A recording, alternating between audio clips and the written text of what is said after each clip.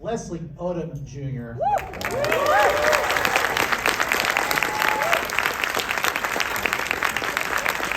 And please welcome to the stage writer, director, Rian Johnson.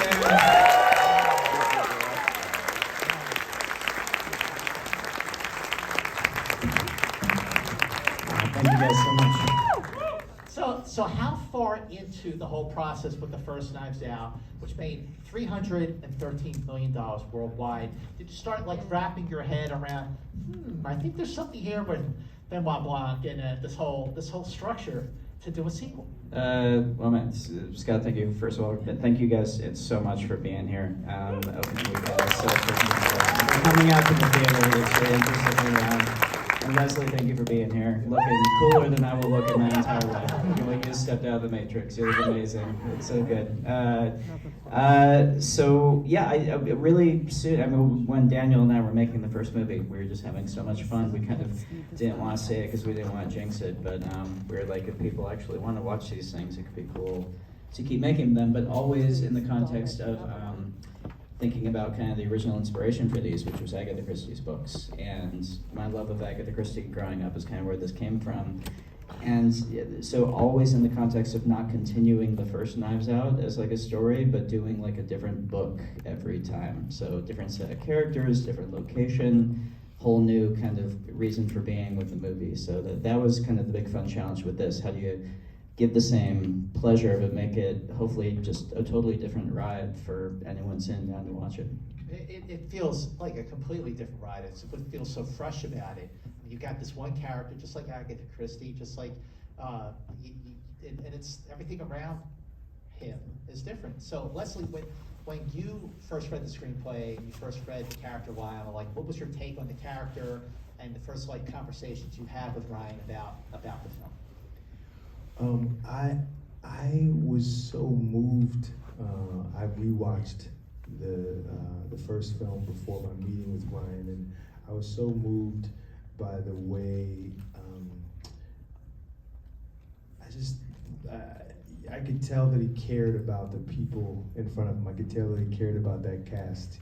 I could tell by how many of them he tried to hold in the frame at once. It was like he really was. You just feel the depth of his care and then the love for the people. There was always 2 or 3 of them or 4 of them, more, in every frame at once, because it just felt like he gave a damn anyway about this ensemble. And so, if I was going to be a part of part 2, I just wanted to bring something to the table, hopefully as rich and human and nuanced as that first cast did. I also really have deep respect for fandom, for anything that that comes out and moves lots and lots of people. Once you in that, I don't. You can cover your ears for this, Ryan. It's like, 'cause I don't know if a filmmaker needs to think about it, but I don't mind thinking about it. I think that then on some level, if you can, you service them. You try to give them something that they're going to dig. So here's another clue for you all. The walrus was Paul. Yeah, I got it. That was good. Glass Onion, obviously it's the 3rd song on side 1 of the White Album. But what brought you to the title Glass Onion?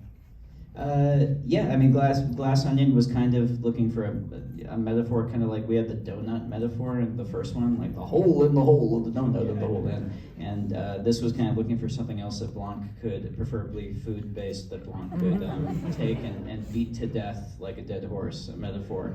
And so the notion of, well, it's densely layered, but the center is in clear sight, like that seemed really appropriate. So I thought, okay, it's something made of glass. It's on maybe there's some glass structure, like a glass palace or something on the billionaires douchebags island. And so I took my phone and I opened the music app and I just searched the word glass. And because I'm a big Beatles fan, Glass Onion was the first thing that popped up. And a few years later, we were negotiating with the Beatles to clear Glass Onion for the end credits. So That's not easy. it was not easy, but worth it. It's a banger. the cast in this film is just so great. Everyone is perfectly cast. Leslie, what was it like the first time you got together with the whole cast? You were all in the same room once. Oh, so amazing. That first, Daniel threw us a party, probably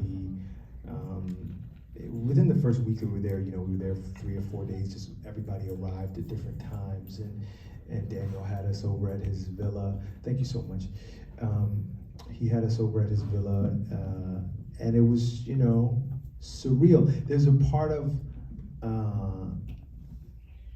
the film that is true to life, is us kind of stepping out of the worst of COVID was just right in our rear view, so kind of stepping out of that thing bleary-eyed and with our masks on and like, are we did we make it? Are we here? We're in Greece, So there was a profound sense of gratitude to be back at work, to have made it through the pandemic unscathed for the most part. I think that we were so happy to throw ourselves into something. We really, it was not lost on us. What a wonderful opportunity we had.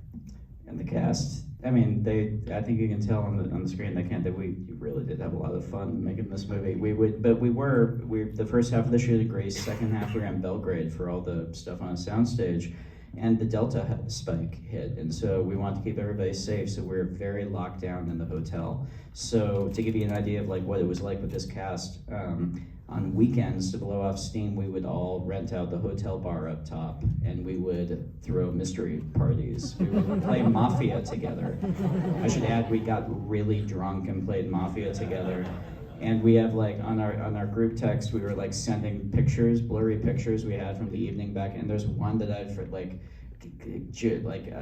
Kate is pushing Catherine around on a dessert tray at some point, and like it was genuinely, it kind of felt like. It kind of felt like drama camp where we also made a movie.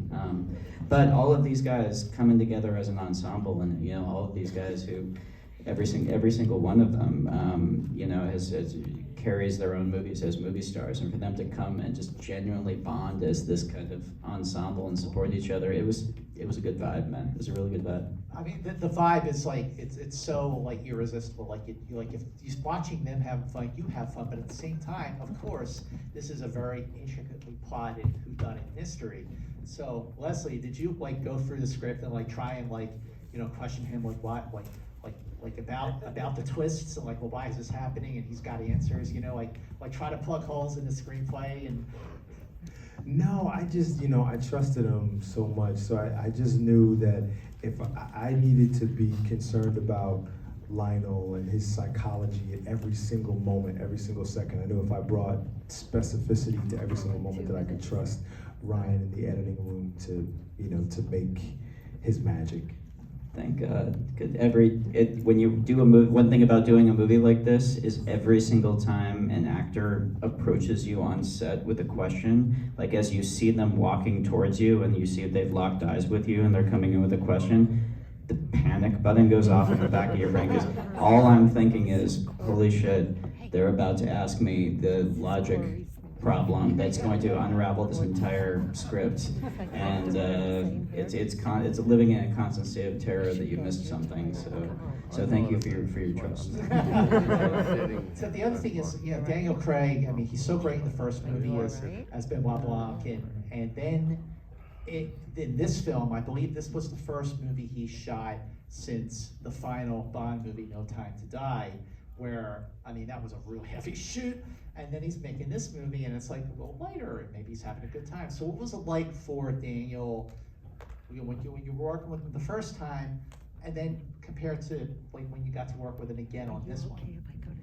Yeah, I think that I don't want to put words in his mouth. I think he loved doing the Bond movies, and I think even when I met him, I think I was a little like nervous because I think a lot of people probably think he's a very stern, like serious person from those movies. He's not. He's like the biggest goofball in the world. That's what I think he's having so much goddamn fun like playing this character. Like there's a lot of work into it, but he is genuinely like a little kid just like playing, and also he doesn't have to get beat up by Dave Bautista, so that's another advantage. of this series, I guess. But yeah, so I don't know. It's very similar to the first and the second. This one he got to do more physical comedy. He was throwing some Jacques Tati in there. He was kind of got to play it a little goofier in that first half for reasons that get revealed in the second half. So so yeah, it was a different thing, but very much the same vibe of just I don't know. It felt like hanging out and kind of having fun. Any actors out there? LA? Yeah. Any actors? Yeah, like I was so impressed. You know, every number one is different. You know, the number one on the call sheet. But I thought he was so, him too, not unlike Ryan, you know, so respectful of the ensemble. He didn't waste a moment of our time. They would not call us to set, like for the stuff when he had a lot to do, he would work all that stuff out before we got there. So when we were called to set, he was ready to shoot. You know, like, I've never seen really anything like that. I mean, he really led by example in every way. You know, and when he does that, it means like, well, damn, I gotta know my lines when I come. Like, that ends like the last 20 minutes of the movie, and same with the first one, like the denouement where the detective lays out the entire case, which I love those scenes in these movies. But Daniel works on that section of the movie, and when he shows up, he's got that 20-minute chunk of basically just him monologuing. He has it down cold as if he's about to like step onto a Broadway stage and do it. He could do the whole thing. So if you watch it, I do long takes with the camera, even if we're popping away to other things. It's long takes just because he's got that stuff down, and I just want to kind of give him the runway to do it. It's incredibly fun to watch. You know who else is really great in the film, Leslie, is Janelle Monáe. I mean, she's fantastic. So, I mean, of course, what was it like working with her, especially because she has, you know, spoiler alert, 2 roles. Yeah. I mean, Ryan gave Janelle another opportunity, maybe her best opportunity to date, to, you know, try on those movie star pumps, you know, try them on for size, and they fit her really well.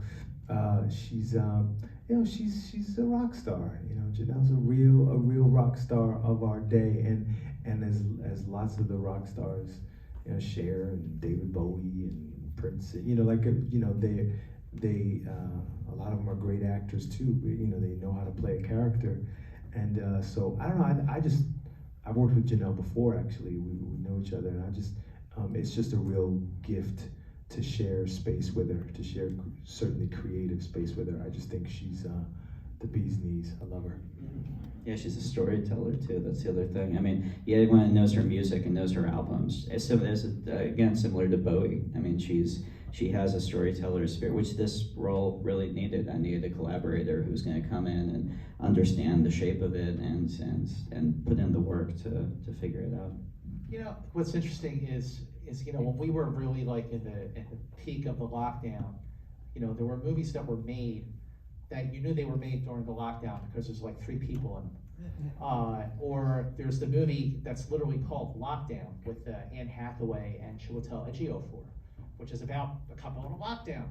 But this film is different because this is the first time I think I saw a movie where we're just sort of like the pandemic was there, but it was like, okay, let's get on a boat and take off our masks. You know, like, no, everyone's okay, we're all vaxxed, whatever.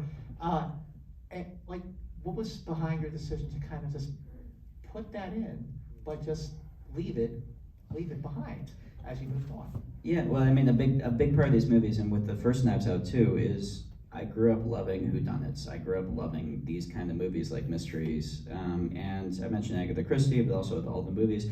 Thing is, growing up, all of the movies and TV shows that I knew and loved so much were always period pieces. And there were always period pieces, usually set in England or like some hazy version of England that probably never actually existed. So, and I realized Christie wasn't doing that. She wasn't writing period pieces. She was writing to her time. She was writing to her place.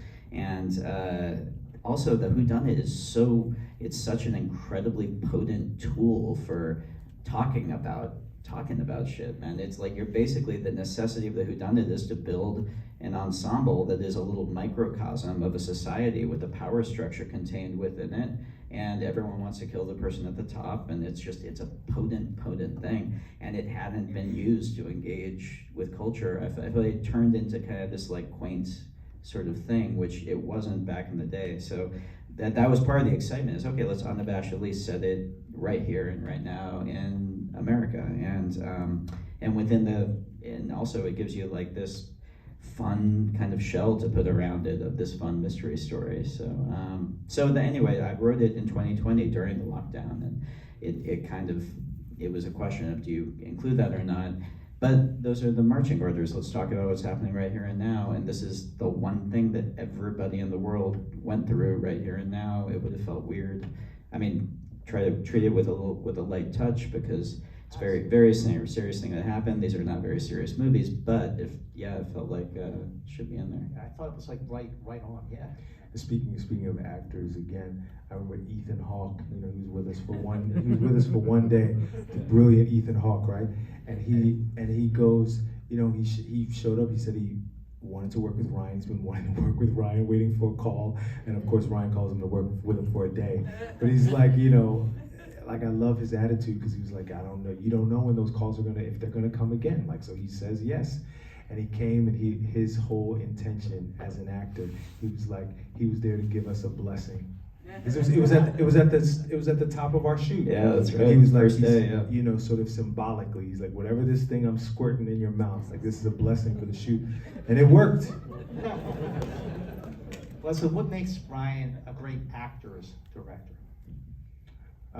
His trust, his trust, and sort of it, like, it's, you know, you want, I think, you know, you want somebody that trusts you to be a creative collaborator, and also somebody that can guide you, you know, if and when you lose your way a little bit, and he's both. So him and Daniel both really, the joy that permeated that place, the spirit of generosity that was all through that ensemble. You only get that when it's top down, you know. That came from Ryan, and it came from Daniel. Sure. So I would love to open up to the audience for a couple of questions. So while you're trying to think of a question, hold that thought. I just want to say one thing. Like, you actually do need to see this movie again, because when you see it again, Right now, let's just roll it again. Let's just. when you see it again, you're going to pick stuff up that you didn't get the first time, or maybe even the second time. Like my third time when I was watching up in that seat over there, I'm noticing the flashback scene when you're all at the bar in the 30s, you know, before you all got big in your own way. So Edward Norton's character, oh my God, he looks really familiar. Why can't I place him? Does anybody recognize Edward Norton, the way he was dressed in the leather vest and the hairtail? Murmurs, yeah. Okay. Ever make Magnolia, Tom Cruise's character Magnolia? Yes, that's what I went. I went, oh, wait, whose idea was that? It was Edward's idea. Also, he's dressed as Steve Jobs in the next one. I mean, his whole take on the character was that Miles has never had an original idea in his life. Okay, who's got a crush? You, right there.